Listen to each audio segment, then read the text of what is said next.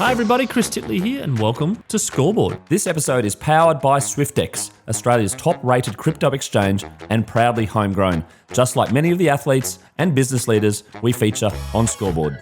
Hi, it's Chris Titley here, and on today's episode of Scoreboard, the podcast, I'm joined by Amy Chapman. We're at 2:15, Thursday the 9th of October. What a glorious day in Brisbane, and welcome and thank you for coming in. Thank you, it's beautiful. I've been out for a 40k cycle already today in the heat. A bit windy, but otherwise beautiful. 40 Ks. It would have been a bit hot. It was. I'm a wannabe cyclist now. Maybe because my knees are so bad. When did you start cycling? Oh, I'm a very casual cyclist. Have all the gear, no idea, but probably post-football really. But to be honest, I don't have time with a toddler. Yeah, no. And so where do you cycle? Just did the River Loop this morning. Beautiful, round Brisbane River. It's a bit of a classic. And I live on the River Loop, so it's helpful. Oh, that's good. And did you stop and get a coffee after with all your people and halfway through, always. All your gear? Yeah, halfway through. Yeah, at South Bank, beautiful little spot there. I'm mostly there for the coffee, actually. Yeah, well, that's a good. Yeah, I think a lot of cyclists. Well, I'm not a cyclist, I wouldn't know, but I think there's a lot of coffee shops that rely on cyclists. Now we're coming into summer, but 2025. How would you describe it in your little world? Oh, it has been such an interesting year for me. It's been my first year really out on my own. I've got my own startup, which has been amazing. So prior to that, I was working for the same company for 10 years. So it's been a really cool, wild ride. Some amazing highs, some lows, but also have a toddler at home, so they keep us going. Amazing highs and lows. Obviously, that's a bit of a sport reference too, sport and business. There's some lessons that learn. But what about having a toddler and a family, the lessons from sport? Yeah, I think what I've learnt mostly is that your time is no longer yours when you have a toddler, which is amazing. And she's a little legend. I've tried to enrol her in football already, but she's not so keen on organised activities. She's more just unorganised chaos. So yeah, it's been an amazing year. I only got married last year, so there's lots going on. Wow. There you go. And your own startup is exciting but nerve-wracking, and all the emotions, as you said. Do you want to share a little bit about it, or can you share? Oh, yeah. So I was obviously working for the same company in MedTech and medical devices. So my role was to go into surgeries and assist surgeons with, some machines that remove tumours, brain tumours, spinal equipment. So very technical, and I absolutely loved it. But it was interesting how having a child, so I went on maternity leave, just changes what you want in life, the pace and the things that you're really passionate about. So I think I never came back with the same passion after being on maternity leave. So that kind of was that moment in time where I thought, actually, you know what, I want to do my own thing here. So I've got a business that helps athletes in particular get into MedTech and get into rewarding careers, transitioning to rewarding careers and upskilling them. So we've got a course. And then I have a top secret little medical device coming as well. Yeah, that'll be offline. We won't go online there. But in terms of transitioning from playing sport to life after, it's a topic that's discussed greatly in amongst Scoreboard. And certainly there's a bit of a cliff sometimes, and there's people trying to help. How would you describe your transition from sport into business and also identity? Yeah, fascinating topic, really. I think.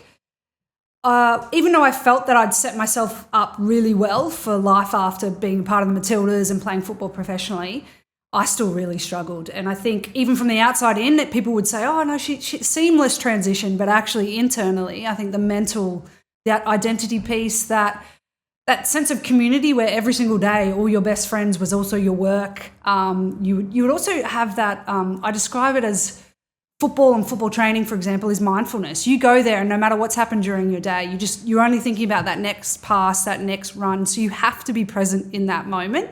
And I think it's taken me years to be able to replace that mindfulness that sport brings. And also you never quite get that adrenaline rush that you had before. So although I transitioned into a sales role, which I think is excellent for sports people, and into something that involves the human body, which we're clearly passionate about, it was a tough journey, and that's why I'm so passionate about, helping others. Yeah, that connection to something, I suppose, and the repetitiveness, and also you're getting paid for it as a job, and then all of a sudden it's not. The difficulties, I'd imagine, are very, very high, and some people might go, oh, well, you're a sports or whatever, but it's not. Like, you're a human being, right?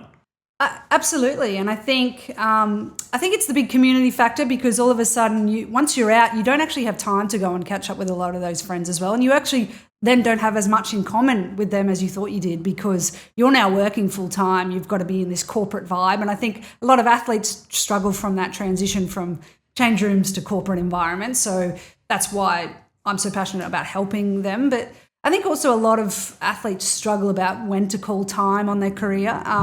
For me, in essence, I was unlucky but lucky, but that decision was essentially made for me. I'd have 7 knee operations, including three ACLs. 3 ACLs. I've done my research. There you go. Yeah. Keeping the surgeons in business, really. Full circle, working, different areas of surgery, but yeah. Yeah, well, that was actually what sparked my passion for MedTech, is I originally wanted to go in, and I was very passionate about why women do their ACLs. 8 times more likely to do it than males. So I've always been naturally drawn to understanding that and what we're doing, what are the innovations in that space. So that's why I landed in MedTech, because of that. But it also meant that decision was kind of out in one tackle. My entire Matildas career, all my income, everything went, because there were 6-month contracts at that time, and that's a 12-month injury. So yeah. We've had a couple of discussions about ACLs, and I'm going to digress here for a second. One was a MedTech company based out of the US, ISOFIT, that was helping to try and prevent it. And they mentioned along the lines of there's a huge amount of ACL injuries from a youth point of view, maybe like 14, 15-year-old people.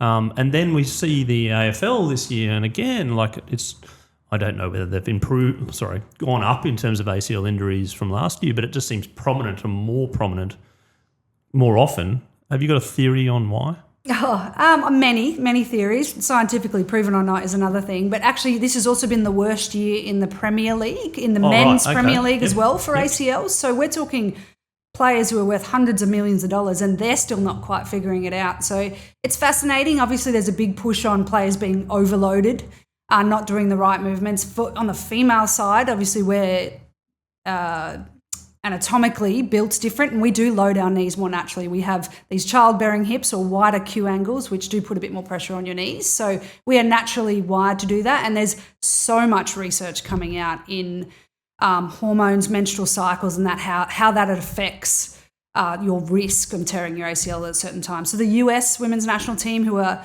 a lot better funded than a lot of other countries, are doing some amazing work in trying to control and manage the loading of their players based on that. So we could probably do an entire podcast on that. We could, yeah. I've got another question on that, like the specialisation of sports at an earlier age. Yeah. Have you got a theory? I see it quite a bit, particularly like maybe cricket for younger boys. It's like, because it's summer, so you play, but then there's winter cricket, and then there's other sports people are specialising, but at the ages of 14, 15, 13, it's like one sport, and maybe there's a bit more of like the same repetitive motion on a particular part of the body that may cause injuries. I don't know. Yeah, exactly. And that's the irony, is we don't have the research on that, because a lot of these, they're not professional, unless, some of the Chelsea academies, they're bringing these players in at 8 or 9 years old. So they could probably come up with the data, but that's not relative to the general population either. They're pretty elite already. So fascinating discussion. We'll see, we have digressed, but I'm going to go back to football for a second, and your relationship. From the outside, it still seems that you're very deeply passionate and deeply involved in the game through your commentary gigs. Is that a fair assumption that you still love the game? Very much so. I think it's been an incredible 4 or 5 years for the Matildas, for football, but more generally for women's sports. So I'm very much at the forefront of that, and I'm love to see that rise in interest. But yeah, incredibly passionate. I love the commentary side of things. It's, although I couldn't be involved in the most recent World Cup as a player, that was probably the next best thing. I got to be the voice of those games, including the World Cup final. So I think that's amazing. And they're also still all my friends. So there's a fine line, actually, because you have to sometimes be critical as a pundit as well. You have to criticise these people who you played and spent day in, day out with. I've had a couple of parents message me saying I'm a bit harsh here or there, but it's part of the game, and I love it, and I'm confident enough to give a strong opinion on those things. So the commentary gig, where did that come from? Because that's something that's I'm a little bit curious about myself, but also like I'm going, it seems like it's an art / skill, because if I watch sport, I'd be like, that's good, nice, but actually pinpointing for people listening must be a little bit tricky to start off with. It is an art, and I think how I am casually watching at home on the couch, I can tell you I'm very different to how I am. Oh, come on. And people are like, what's she talking about? Yeah, no, I'm a bit more controlled in the commentary box. But it is an art. We've seen so many people attempt this across different sports, particularly ex-players. There's a real art in bringing the right tone to your voice, but also really adding colour and value to what you're saying. It's not just stating the obvious. I think that there is a real art, and people just get a little bit tongue-tied and all these sorts of things. And I think one of the hardest things is actually you're often calling teams. It's easy when I'm calling the Matildas because I know it inside out. I don't even have to do any prep. But when you're doing South Korea versus North Korea, very difficult to find background information on the North Koreans. So that there's an art in the pronunciations and that history and trying to add colour when it's pretty tough when you get probably 7 seconds to do it. Yeah, and the data point of view as well, like going, memorising maybe where they've come from, the clubs that they've played for, the types of this is their leading goal scorer, etc. How much time goes into that? Many, many, many days. So I was actually the first female co-commentator as well of the A-League men's, which is, for me, I'm passionate about that because we're trying to get more visibility of women all across sport, whether that be on boards or, in CEO positions, referees, whatever. I also think it's really important that we change the way it sounds as well. So that was something that was incredibly important to me. But because I naturally love watching football, it does come naturally to me. If you turn around and said, Amy, co-commentate a basketball game, I would struggle because I haven't followed that my whole life. You don't have the strategy, and you don't not reading the plays and understanding you played your whole life. In terms of like overload of football, your relationship with football, can you talk about that from an early age? Again, from Albury to now, where you're at now, the ups and downs, and where there's points where you're like, I just don't want to think about football. Yeah, I think I started playing when I was about 7, and only because my brother was playing and it was easy for us. Mum was taking my twin sister and I to trainings anyway, so we were sitting in the car, so she thought you may as well jump out and join in. And then we loved it, and my brother was super competitive. He was constantly pushing us. And having a twin also meant we were constantly trying to outdo each other, and you also have someone to pass to at all times, so that's helpful. So that's or shoot against. Exactly. If you want to be a goal, two-player game. Exactly.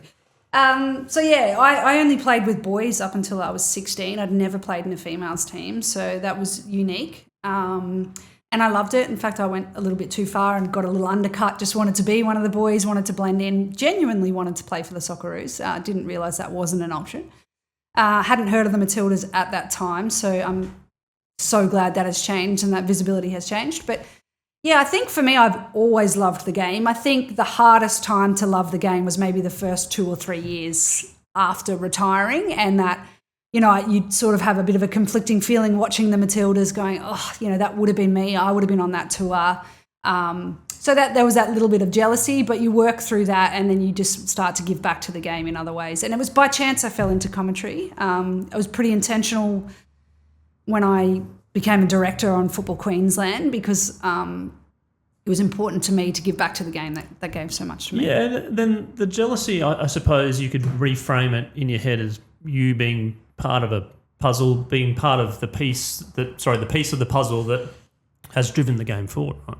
And you feel proud? Absolutely. And there's hundreds and hundreds of people who came before us, and everyone goes through this phase. And even this current block of incredibly famous and very talented role models we have in the Matildas, their time will come where they need to transition, and it will be difficult. And so I think it's just that initial phase, helping them through that first 1 or 2, 3 years to find a new passion and a new way to give back to the game that adds value. And I think that's how I found that with commentary. Where I still get to be heavily involved and a little bit of a face and a voice of the game as well, which I really enjoy. Yeah, not just from a domestic point of view for yourself, but also internationally, going over to the US and playing in LA. Do you want to talk about that time when maybe Bex was over there at the same time? Yeah, loved it. Yeah, so David Beckham had just signed for the LA Galaxy men's team, and then I'd signed for the women's team. So that was amazing. I played 2 seasons over in LA. That was the time when the US women's competition was the best in the world, but it had just crashed. It went under. It had no money. It had no funding. So then they went to like a semi-professional, and that wasn't the plan. I was going over there hoping to play in the Pro League, and then it just went under. So I still went anyways and absolutely loved it. And it's such a different life. It's such a celebrity lifestyle over there. And really loved it. There were 7 international players. We were all living in the same big mansion that was owned by the club, and such a unique experience. And actually I was quite intentional because I was always a very technical footballer, but I lacked that physicality, and the Americans are such strong, powerful sprinters that I wanted to challenge myself where I wasn't very good, and I very much did that in that time. And that got me back into the Matildas, which was great. Yeah, the technical side of things, where did that come from? Did you love the data side of things as a child? Did you love watching games? Did you love commentating on games as a youngster? Like, where did that come from, and that sort of the superpower that you had as opposed to being the big rough player? Yeah, well, I think obviously just genetics meant that I was never going to be a big, strong, tall timber. But I was also just someone who was really passionate about mastering things. Like I was doing probably 3,000 juggles at the age of 11. So I just wanted to be able to master things. So that therefore gives you really great foot skills. Now, I didn't grow up watching any football really. You couldn't watch the Premier League. There was no women's football on TV. The Socceroos I would watch during the World Cup cycle, but mostly I grew up watching AFL, and had that been an option, I would have maybe looked at that. But I love that there's so much to the game of football, and I'm very biased. It is the world game, but I love that it's a decision-making sport. It's not if you're 6'6", you're going to be successful. You still need to be incredibly agile, skillful, be able to read the game. So I loved that there's so many elements you need to master. And then, so I think that's why I was, just that competitive nature that comes. And then knowing your position and knowing your position within teams, do you want to talk about that? Because it's a question I ask a lot to athletes and former athletes, is around your role, being comfortable with your role within a team and various different other teams, but also, obviously focusing on your own skills as well. Yeah, that changed and it evolved as you grow up. I think I originally came out as a striker. I was super, super quick, and then after I did my ACL twice before the age of 21, I probably lost that little X factor of pace and power that I had. So I had to almost evolve even at the age of 21 the game. So that's when I really started being a bit more technical, and so I went from playing up front to probably like an attacking midfielder, a bit more central, someone who controls the game and tempo and those kind of things. Also, in football, we changed from like a 4-4-2 formation into a 4-3-3, and that's globally the whole world went, actually, this is a better way to play. And then Sam Kerr came in, so I thought, oof, not going to compete with her, so I better reinvent myself again. So it kind of it evolves in time, but that's essentially how I rolled with it. And different coaches work different ways. Sometimes they were saying, really highlight your strengths. You're great in technical areas, very clever, great vision. So focus on that. And others would just say, you can't win a header, or you can't, you're sick, 5 foot nothing. So it's whether you put the emphasis on what you're good at or what you're not, your strengths. Yeah, and then what about the importance of coaches growing up? Do you remember some coaches? Do you remember the ones that you thought they got the best out of me? Yeah, absolutely. And I think that probably links nicely back to that, around those coaches who would focus on the things you weren't great at and try and put energy on that. And I think as I've evolved, and even in the corporate world, I'm a lot more find those natural skills and those natural strengths that make you elite and own them. I think you spend a lot of time comparing yourself, like I don't have a vertical jump as good as Sam Kerr, so do I just work on that, work on that? Or do I focus on what I am better at than the other players around me? So you have that little imposter syndrome. It's absolutely there. Even the top players in the world are constantly like, oh, my left foot isn't quite as good as that person. So I think I wish I knew then what I know now around strengths-based and just owning that, because you wouldn't get in your head so much, I think. Yeah, and work ethic. You want to talk about that for you and how important that was for you? Yeah, I mean, I think I was naturally ridiculously competitive. And you reckon that's the twin sister thing?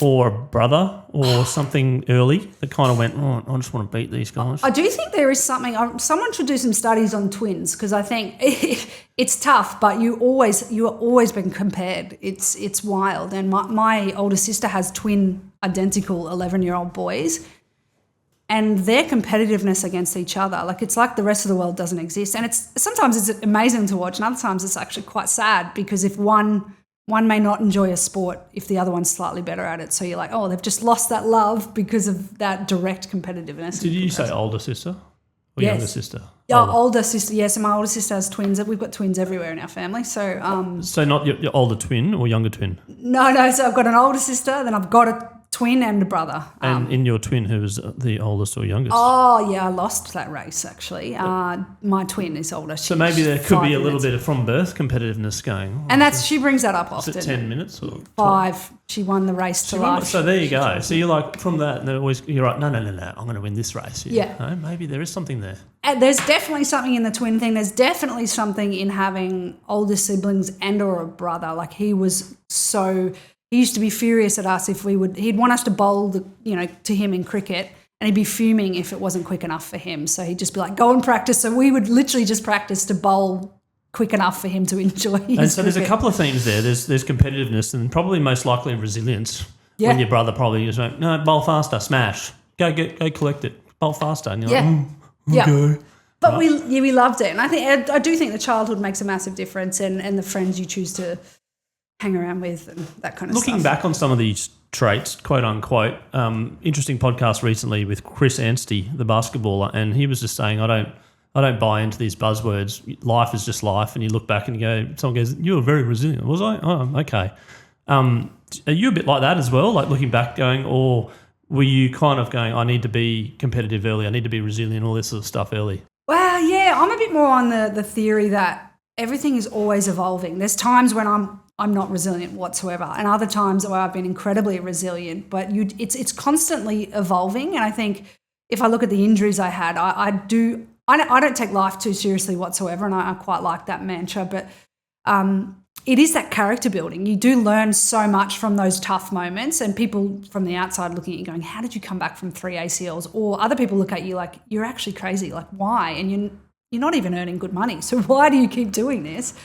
So you kind of have those people who look at you like you're a bit crazy and others who are inspired by you. So it depends. It's in the eye of the beholder, really. No, true. And the why, you mentioned the why then. Why was the why for you to play for Australia and the Matildas and come back after your injuries? I'm going to hone in on that now. Yeah. Mate, look, there's probably an element of I was naive about how big of an injury those ones were. It's 12 months. People have been, I think Lincoln McCarthy from the Lions has been out 2 years in a row now. Like he went back for one game and was like, oh no, poor, it's quite a horrific injury. Very horrific. It's as bad as it gets. And someone who now has MedTech background, you're better off breaking depends what fracture, but you're better off breaking your leg 2 to 3 times than you are in terms of recovery time and an ACL. Yeah. But I went to a World Cup at 6 months post ACL. No. That was an under-20s World Cup. It would be unheard of now.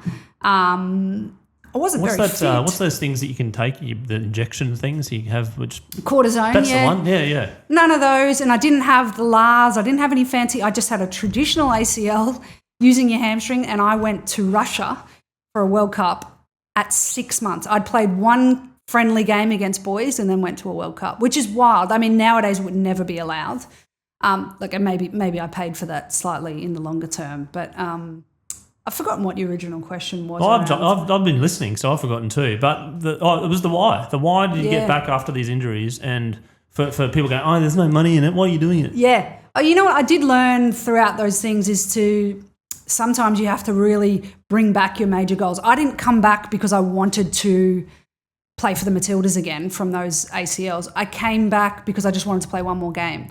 And then I go, well, maybe I'll just play one more season. And then it was so if you can break those goals down into smaller, manageable bite sizes, that's how I think I kept going. If you look too big far ahead, you'll go, holy God, look at the pace of Ellie Carpenter. I'm never going to get back to that again. But you just break it into bite sizes and then you end up back there and you're like, oh, here I am. All right, it's halftime here on the Scoreboard podcast. And a quick shout out to some of our friends that are helping back the show. Firstly, Step One, the world's comfiest undies, according to me. I've been a Step One wearer for a couple of years now and love their product. And we've also got Grip Star socks, unreal grip, comfort, and performance. We're giving away a $50 Step One gift card as well as a pair of Grip Star socks. All you've got to do is send an email to chris@scoreboardpodcast.com with the word shout out. First in, best dressed, literally. Step One, Grip Star, Scoreboard. Let's get back to the second half. The big, hairy, audacious goal. Did you have one at all, though?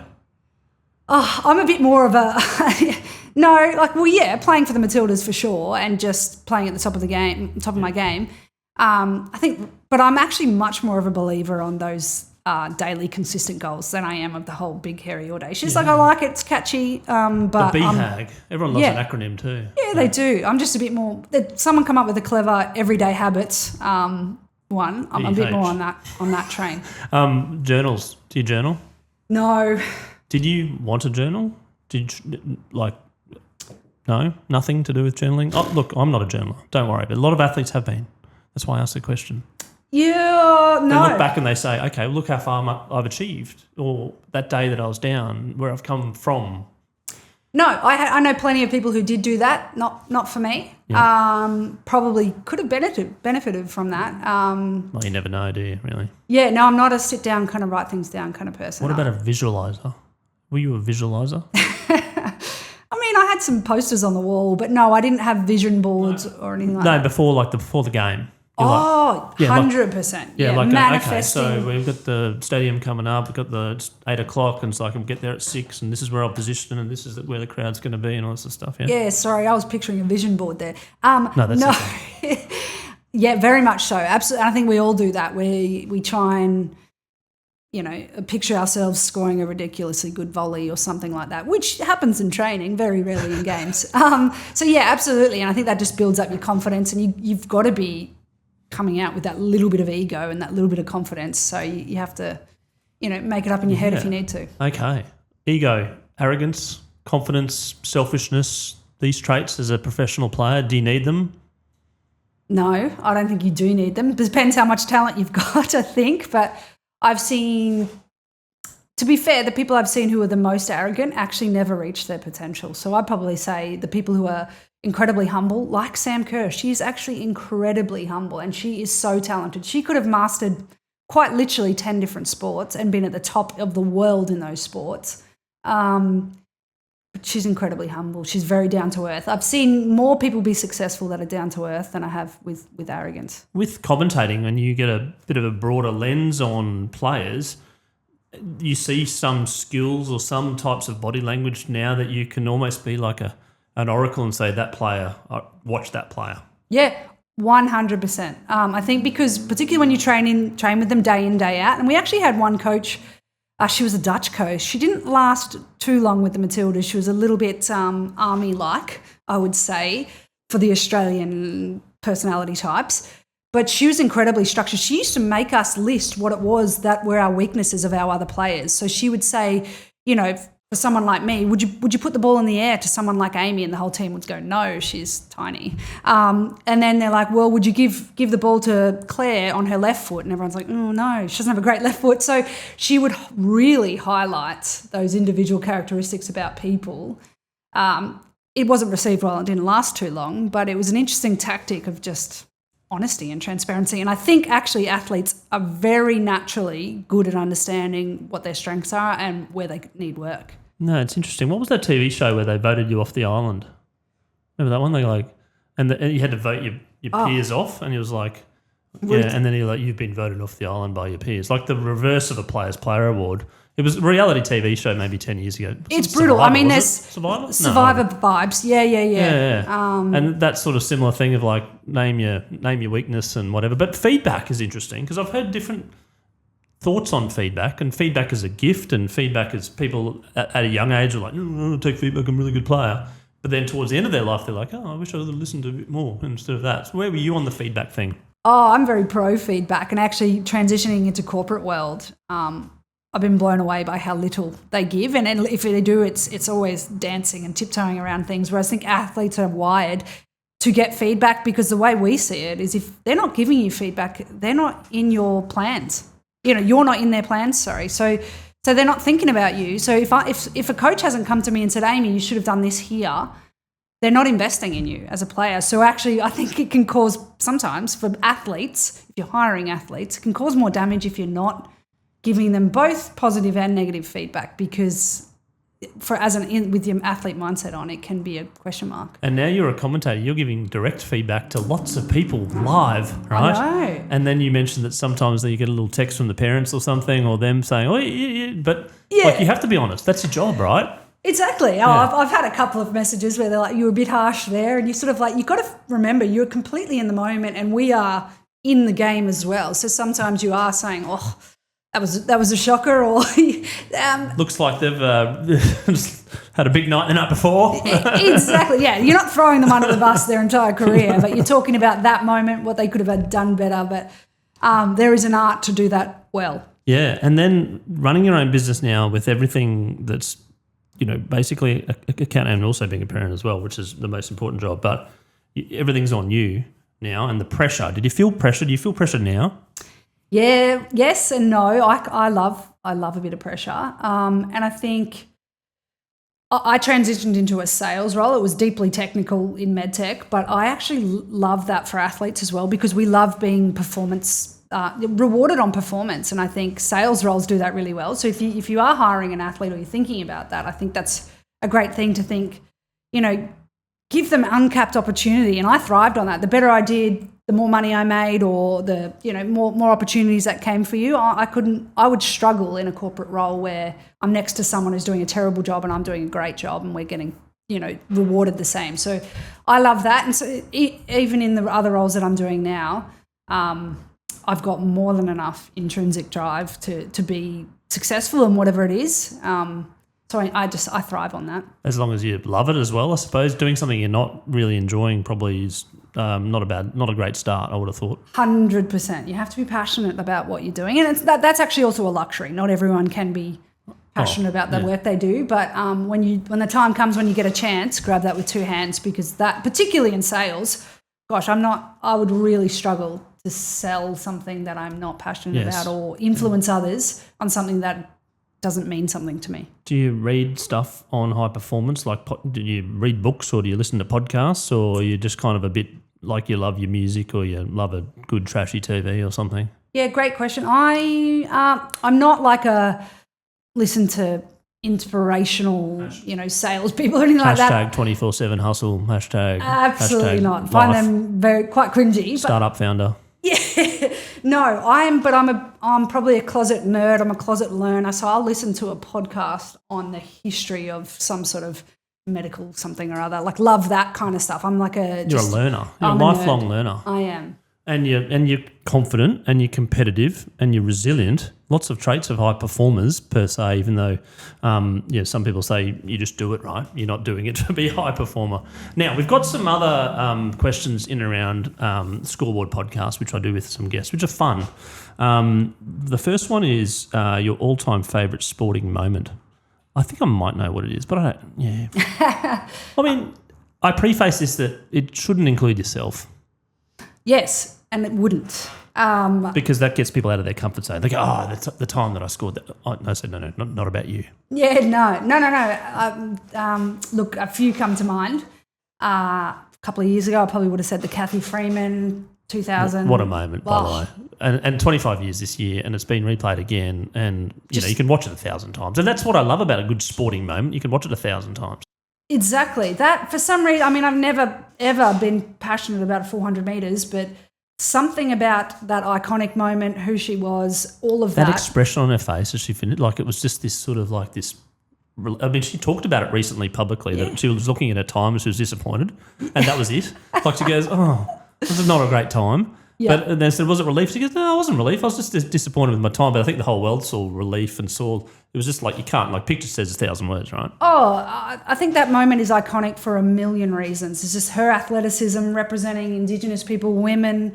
It was just incredible to see a female achieving that on the stage, on the world stage. But I will actually trump that because obviously the Matildas most recently, I am biased in that respect, but their game against France here at Suncorp, that penalty shootout, was by far the coolest thing I've A, ever commentated, B, watched, and see the impact. So holistically, I talk about Kathy Freeman. So she had 8.1 million people watch her for that race.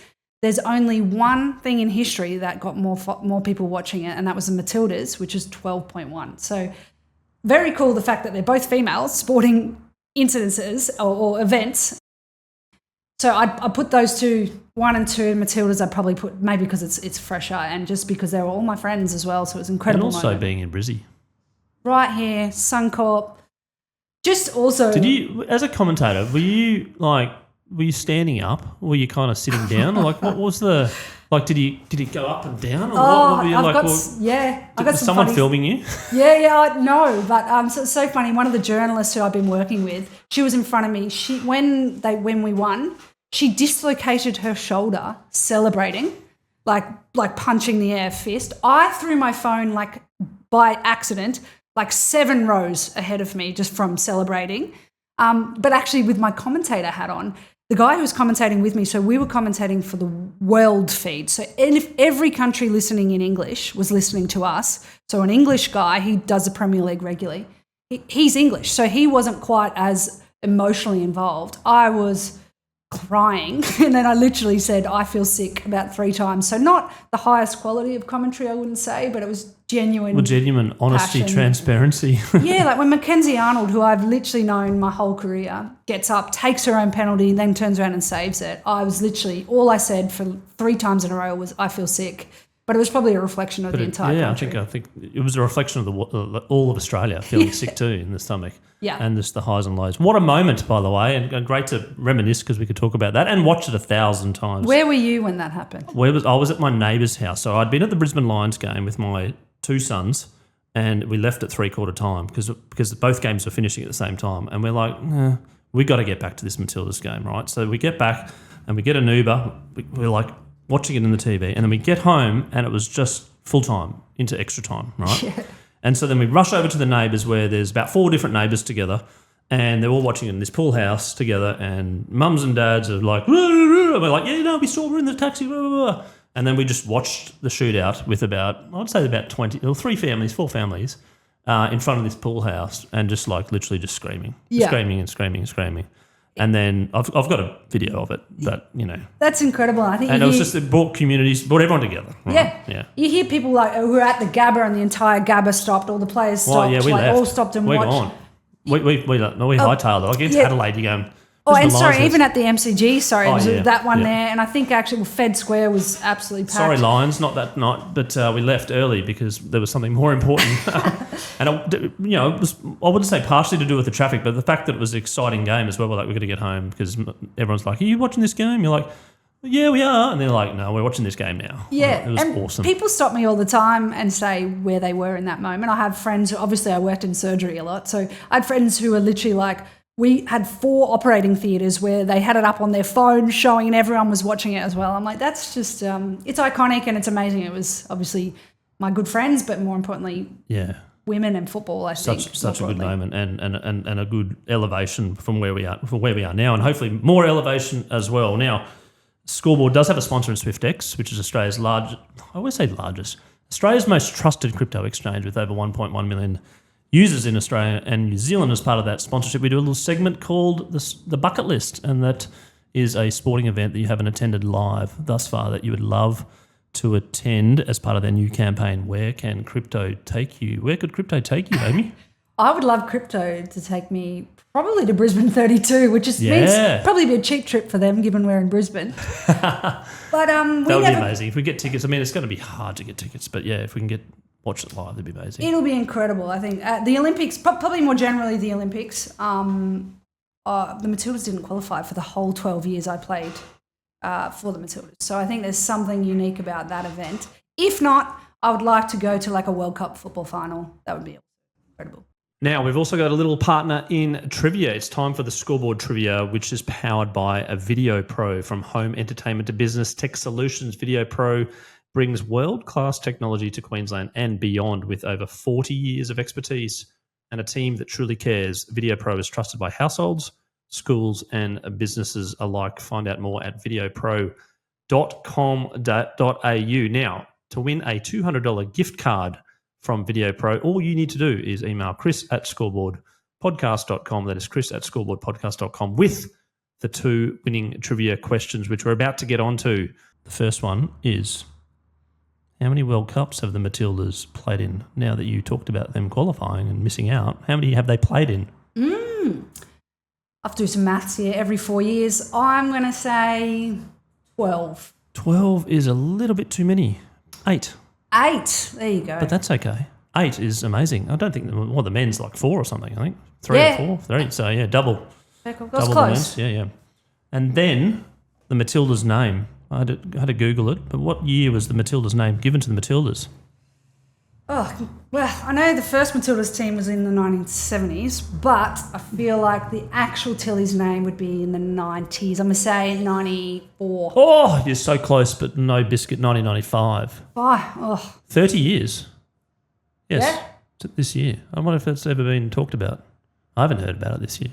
Catchy name, Tilly's. Like it. 30 years since the Matildas. And Amy, now it is time for the Do You Budget segment, sponsored by PocketSmith. PocketSmith is the personal finance app for the household CFO, the one keeping the budget in check, paying the bills and kicking goals.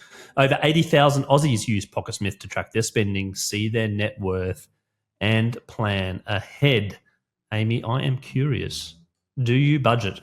Yes, I would say I do. I like to be a bit money savvy.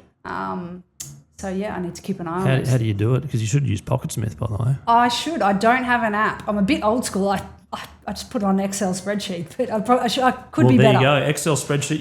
You can jump on and check out PocketSmith, and I really do appreciate PocketSmith for helping us out here at Scoreboard. Now, I've got one final question for you, Amy. Some advice for younger girls now playing sport that want to grow up and be a professional athlete. Oh, gosh. Okay. I think more broadly, my advice to anyone growing up and finding themselves is just to be uniquely yourself. That is what makes you so interesting, so talented, is own your uniqueness. That's what I would say, because I wish I knew that. Didn't want to get caught up comparing yourself to others. So just be uniquely yourself and own it. It's a very interesting point. I've realised I've also forgotten the scoreboard moment, which we can go back to in a second. However, like being the next such and such, I don't like that myself. Like it's like, you're going to be the next blah, blah, blah. I'm like, no. People are going to be the next me, maybe. Yeah, they can be inspired by others. Or they can be inspired by me. Like you're not, putting yourself up on a pedestal, but like you can be you, and that's all that really matters, right? Exactly, yeah. And there's plenty of amazing role models out there. So I do strongly believe, surround yourself with good people and try and... You wanted to be Harry Kuehl, though. I did. Yeah. That's all I knew. It was Mark Viduka, Harry Kuehl. Lucas Neal. Great era, to be honest. Really great era. Brett Emerton. Yeah. It's my era. Stan Mark Lazaridis. Yep. They were all... I was talking the other day about Premier League teams that Australians played in, and Mark Viduka's name came up at Middlesbrough. And like teams that have been in and out of the Premier League, and that was one of the teams. He owns a coffee shop in Portugal or something now. Or does he? Mark Schwarzer was a children's book writer. He was. He's also a football commentator now as well. He's very good. But yeah, did you commentate with him? Did, yeah. Very talented, very tall. Well, I'm going to have to ask you to get him on the podcast. The scoreboard moment, yes. It's a moment in life, which I can't believe I forgot about that. A moment in life which is very vivid. It's like a sliding doors moment, Kodak moment, as they say, that change your life forever. This one's probably, I would say, more broadly having a child, but actually being pregnant. I think I had my life, I'd always pictured that being amazing. I thought I'd be such a glamorous, fit, really thrive. That was by far the hardest 9 months of my life. I was pretty much in hospital the whole time. So I think, look, it's not a positive sliding doors moment, but I think what your human body is capable of, that it truly blew my mind. I had a condition where essentially I was incredibly sick for my entire pregnancy. The end of it was amazing. And as soon as I gave birth, literally within 1 minute, I felt 100% better. So it was that moment of what I had to go through to then get the most beautiful thing on earth. I think that was a life-changing process for me. What a way to finish the podcast. Amy Chapman, thank you so much for being on Scoreboard, the podcast, coming in here live in person on a beautiful Brisbane day. I wish you all the best in the coming next phase of your life with the Secret Startup and the commentary and your love of football. And let's see the Matildas and all the love of football grow, the global game grow over time. Brilliant. Thank you.